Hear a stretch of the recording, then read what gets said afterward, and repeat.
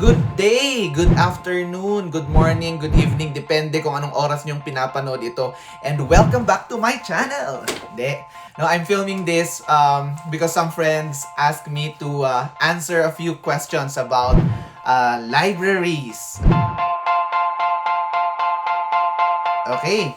So, by the way, I'm Atty Dex. I'm a legal wellness advocate and a Gallup certified strengths coach.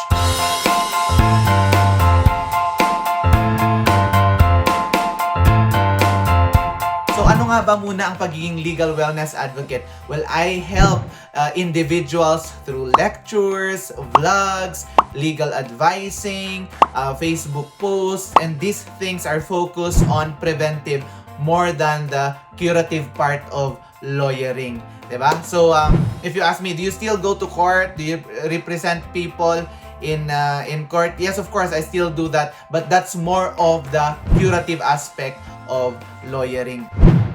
So, babasahin natin yung mga questions at iisa-isahin nating sasagutin.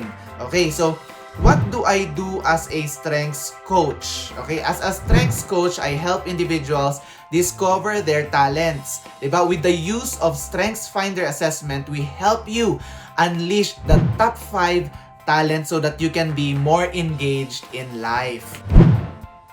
What are my insights about libraries? Okay, libraries.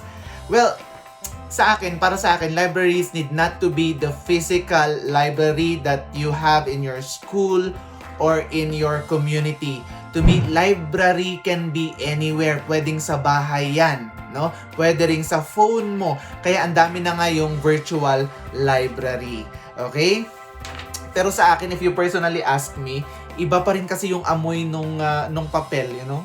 If you get the books, iba pa rin yung amoy ng papel ng libro. So I encourage you to go to your nearest library para hindi lang amuyin yung mga libro, pero syempre para magbasa. What has been the impact of libraries to my life and my family? Well, ang laki ng impact syempre nito sa akin, and without the libraries that I have visited, I will not be doing the many things that I am doing right now. And these many things that I'm doing right now, I believe impact the community. And of course, that impact starts with the family. Wow! Pang Miss Universe tong mga tanong ha. Do libraries matter in the community? Well, definitely yes. No, I consider libraries as an avenue to remind us kasi that learning is continuous. No, that no one is really an expert, diba? In everything. So, pag nakakita ako ng library, nare-remind ako na, wow, Dex, there's still a lot of things to learn, diba? Ang dami pa nating pwedeng matutunan sa mundong ibabaw na ito. So, no one is really an expert yet habang nakakakita ako ng library. So, any tips to share on reading or how to indulge kids in reading books or storybooks?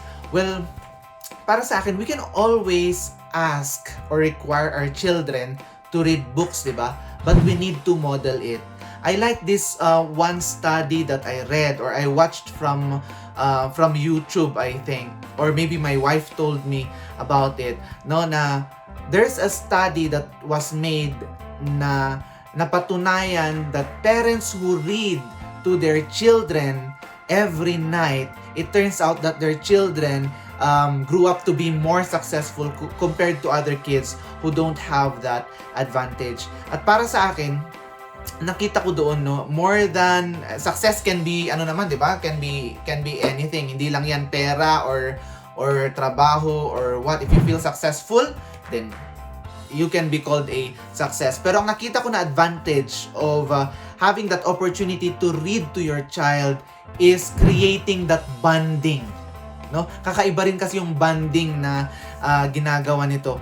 And when I started doing that with my son, mas nakita ko na we were closer together as compared to nung mga times na hindi ko pa siya binabasahan araw-araw. Does that mean may mga magtatanong, do you do that every day, Dex? I try, it's a struggle, but because I know this study, because I was aware of this study, I try to do it. No one is really perfect, di ba? but we try to do it consistently as possible. How has libraries and reading helped me in my profession? Well, ito lang napansin ko, no? As a legal wellness advocate, as a lawyer, it helps that I read almost every day or every day, because this gives me the confidence to be facing my client and to be talking about their case. Reading every day also helped me come up with several options and solutions for my clients. So, it's really important for me to be having that time to read every day. How do I make sure that I read? Okay?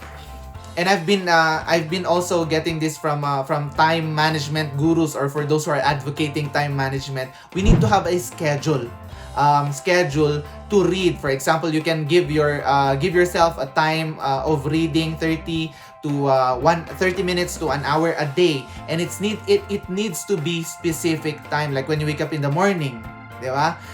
Pwedeng bigyan mo yung sarili mo ng 30 minutes to 1 hour. But for me, ganun yung ginagawa ko. I schedule a time of reading, and I also have an inventory of books that I read to help me in my profession.